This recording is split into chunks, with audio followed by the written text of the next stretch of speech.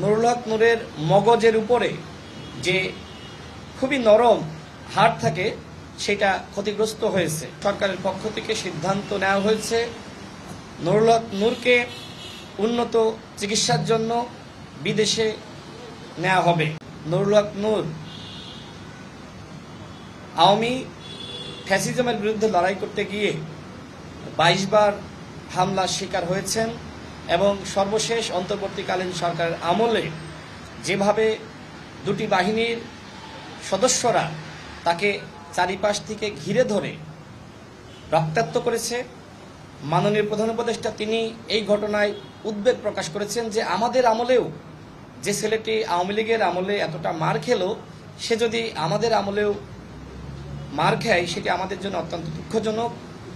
এই জন্য সরকারের পক্ষ থেকে যে তদন্ত কমিটি গঠনের কথা আমাদেরকে জানিয়েছিলেন, আজকে আইন উপদেষ্টা মাননীয় প্রধান উপদেষ্টার সামনে যেটি বলেছেন, আজকে রাতের মধ্যেই সেই বিচার বিভাগীয় তদন্ত কমিটি প্রকাশ করা হবে।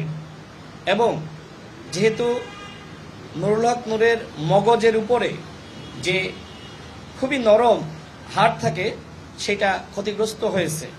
আজকে সকালেও আমি ঢাকা মেডিকেলে গিয়েছি, সেখানে নুরুল হক নূরের সাথে কথা বলার চেষ্টা করেছি, যদিও তিনি কথা বলতে পারছেন না। আমি উপস্থিত থাকা অবস্থায় দেখেছি যে নুরুল হক নূরের নাক দিয়ে ব্লিডিং হচ্ছে। তিনি যখন কাশি দিচ্ছেন তখন কাশির সাথে রক্ত বের হচ্ছে এবং তিনি একদমই প্রায় কথা বলতে পারছেন না। খুব কষ্ট করে আমার সাথে কয়েকটি কথা তিনি বলেছেন। তিনি বলেছেন যে ভাই আমার খুব কষ্ট হচ্ছে। তো আমরা প্রধান উপদেষ্টাকে এই বিষয়গুলো জানিয়েছি এবং যে ঘটনাকে কেন্দ্র করে এই হামলা হয়েছে, যারা এই ঘটনার সাথে জড়িত সেই বিষয়গুলো আমরা খোলামেলা প্রধান উপদেষ্টাকে জানিয়েছি।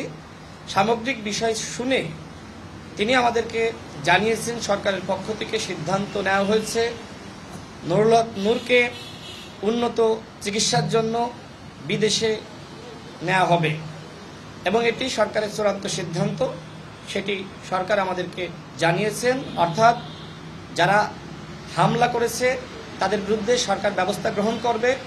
নুরুল হক নূরকে উন্নত চিকিৎসার জন্য বিদেশে নিয়ে যাওয়া হবে এবং পরিবারের প্রতি তিনি সহমর্মিতা প্রকাশ করেছেন। তিনি আশ্বস্ত করেছেন আমাদের নুরুল হক নূরের সহধর্মিণীকে তিনি যেন একদমই টেনশন না করেন। নুরুল হক নূর এই সরকারেরই পার্ট, মানে এইভাবে বোঝানোর চেষ্টা করেছেন যে আপনারা তো সরকারের বাইরের কেউ না, এই রাজনৈতিক দলগুলোর সম্মতিতে এই সরকার গঠিত হয়েছে, সুতরাং নুরুল হক নূরের পাশে মাননীয় প্রধান উপদেষ্টা তার সর্বোচ্চ দিয়ে থাকবেন, সেটি আমাদেরকে প্রধান উপদেষ্টা জানিয়েছেন। এই পর্যায়ে আমাদের এই সাংবাদিক সম্মেলন এই পার্ট শেষ।